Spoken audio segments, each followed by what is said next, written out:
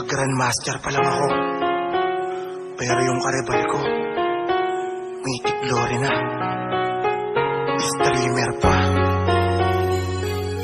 Ay.